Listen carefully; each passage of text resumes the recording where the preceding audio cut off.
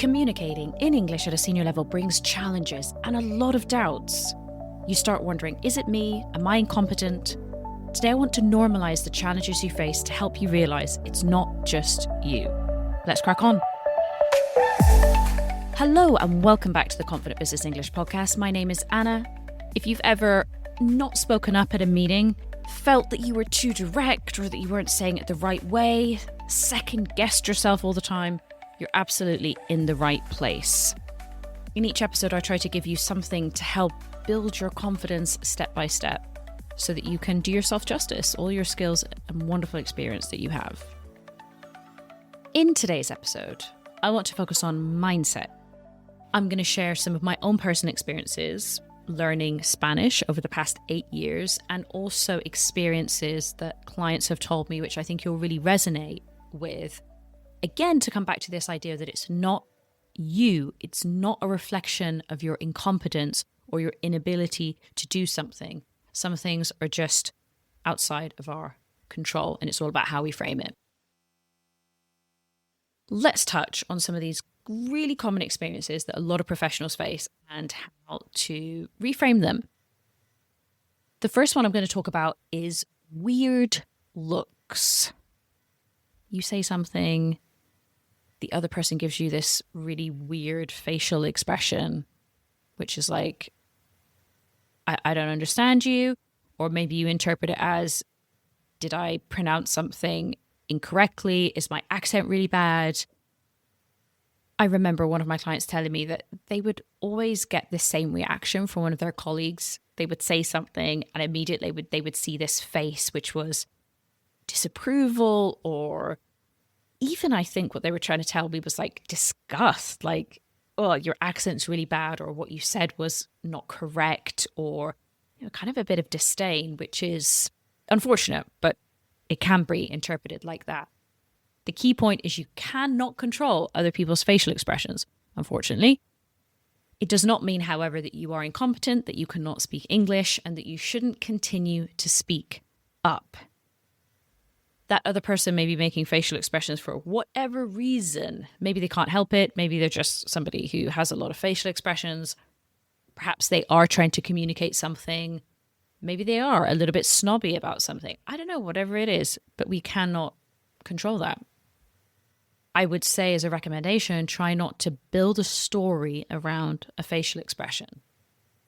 Often I have this conversation with my clients where they'll be like, okay, well, I feel like my executive is not happy with the way I communicate. I feel like they feel I'm not clear enough, or I'm not saying things well enough. I'm too direct. My next question then is this feedback that you've received specifically, or is this what you are interpreting from the situation?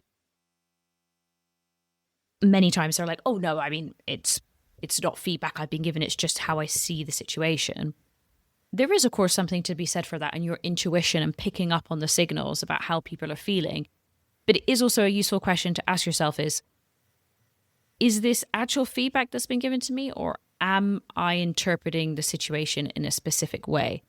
Perhaps there's a conversation to be had. Maybe you should ask them if those are the things that they're feeling. Do you feel that I'm not clear enough? Do you feel there are areas that I need to improve? Again, you're the best judge of that, but perhaps it's something to think about. The second really common experience is feeling like there's a native version of you in your own language and then a more boring English version. I had this client who was such a warm personality, super friendly, and I feel like she got that across in English, but she would always tell me, Hannah, I just feel like there's a Spanish Sarah and an English Sarah. I just can't get across the same level of warmth and friendliness. This person worked in sales, which is, of course, very important for building relationships. This is a very common feeling. You're certainly not alone there. I feel like this in Spanish, that I just come across as like the dullest person on earth. I mean, I'm not particularly fun. I am pretty boring, but still even more boring than that. Because I tend to speak quieter. I don't know if this happens to you as well. I think subconsciously I'm trying to avoid making a mistake out loud really loudly at a high volume. So I speak quieter, but it actually works against me because then people are like, what? What was that? So I've tried to speak a little bit louder, but I do feel like this boring version of me. And this is normal. Your vocabulary limits how much you can express yourself. The more vocabulary, phrases, expressions, grammar, all of that is going to help you express yourself at a more nuanced way. That is really important, the technical side of things, because of course, if you don't have any words, how can you say anything at all? As your competence increases technically, you will feel like you can express yourself more. And as a result, feel like you are more yourself.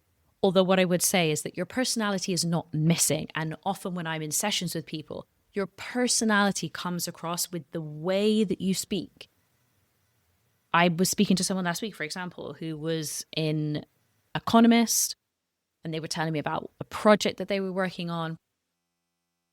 They had some challenges and struggled somewhat to get across some of the key points that they had, but they just had an energy, a way of speaking, like they came across when they spoke. Next on my list are snarky comments. Snarky. Oh, just love that word. It means, let's just say, rude and with a bad intention. The other day I was sitting around the table having a conversation with a group of Spanish people, and I said something like, "Que guay," which is like, how cool. And one of the people around the table said, "Oh, like, wow, you say that like a tourist." And, "Oh, the tourists always say that." At first I was a little bit shy. I mean, it kind of knocked my confidence a bit. I didn't really then automatically feel like saying a long sentence after that because it was a direct criticism. Well, that's how I read it. It was like, okay, what you're saying sounds weird. It doesn't sound like we say it. Perhaps you've had a colleague or somebody who's mentioned something to you like that in a meeting, like, "Oh, the way you say that is funny," or, "Oh yeah, why'd you say it like that?" Part of me at the time was just like, was that really necessary? Did you really need to say that? And then afterwards I was just like, well, okay, whatever. It really, really doesn't matter. And I know that I can speak Spanish, and okay, maybe I said it a little bit funny. Maybe it was a little bit out of context, but I liked that phrase and I'm going to say it again. Some correction can be helpful, right? Sometimes people correct us in a really respectful way, which great, all for that. But if it's a correction that is just not helpful and it's just one of these snarky comments, then I think we can just let that go, let it roll off your back. It says more about them than it does about you. Certainly is not an indication of your incompetence or inability to speak English. Another point which I'd like to raise here, which it could be an experience that you have.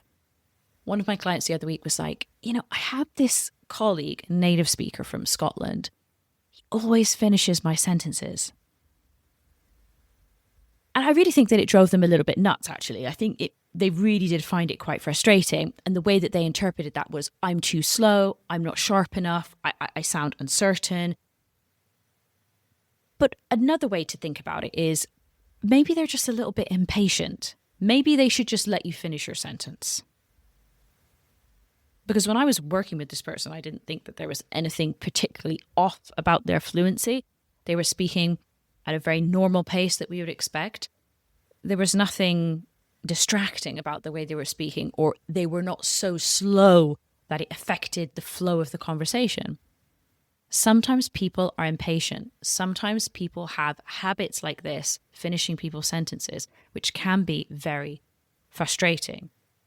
I have to say that when being a teacher, sometimes it's almost like I can't help it. And I have to check myself sometimes because it really does drive people nuts.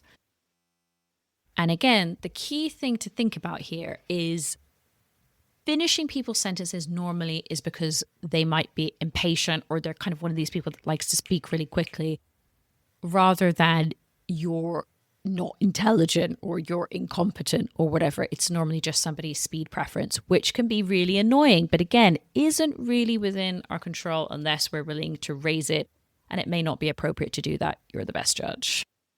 Last and final one here is just the general awkwardness of some situations.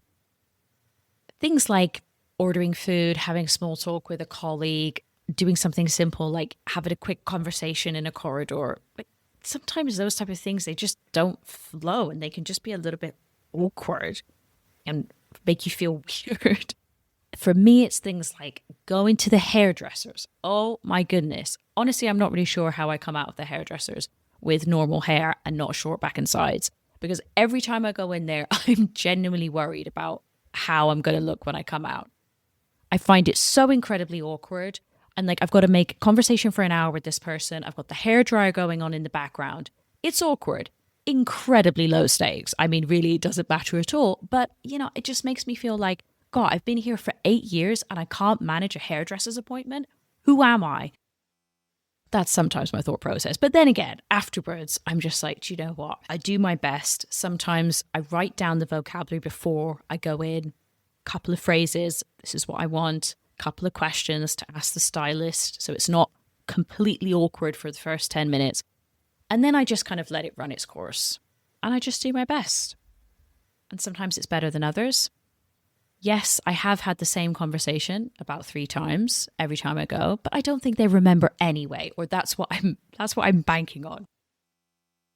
Key messages here is that sometimes things are just awkward and it doesn't reflect your incompetence. It may just be that you're having a bit of an off day. Sometimes it just doesn't flow. Sometimes you don't hear people properly. It's not an indication that you are incapable of speaking English. It can be helpful sometimes in these situations that are a little bit out of the ordinary to write down a couple of phrases, some questions, vocabulary. You know the drill. You probably do this anyway. But it is true, and that's why I'm so hot on this autopilot thing, is that you're going to feel more confident if you're less uncertain. So if you know some of the things you're going to ask or say in advance, then of course that's going to help you feel more confident to speak in the moment. So let's close it out. Communication, as I said in the introduction, at a senior level is almost as much about the psychological as it is about the technical. There will always be likely some discomfort. Some things might feel awkward. They might not always go smoothly. There might be things that we can't control, like people's facial expressions or the comments that they make. The point is that the discomfort doesn't equate to your incompetence, which is often the first thing that you may think. Here is an action then that you can take away and do this week. I want you to make a very simple log, a progress tracker, and I just want you to write down the things that you do in English this week. Not how well they went, none of this good, bad, whatever, just the things that you do, the facts. Spoke to John for 5 minutes, gave a 10-minute presentation on the figures for next week, had a negotiation with a client, asked a question at the vending machine, whatever it is, just matter of fact, write it down. Confidence building is about evidence building. That is your task for this week. I'd love to know how you get on. Come and tell me. Connect with me on LinkedIn. The link is below. You can also sign up to my Friday newsletter where I give you a summary of the key points from the episode, which is a really nice way to consolidate it, as well as some of the tips and tricks which I do not share on the podcast. If you want to sign up to that, it's absolutely free, and the link is in the description box below. Thank you, as always, for squeezing in a little bit of confident business English this week. It's been a pleasure to be with you, and I will see you again soon. Bye-bye.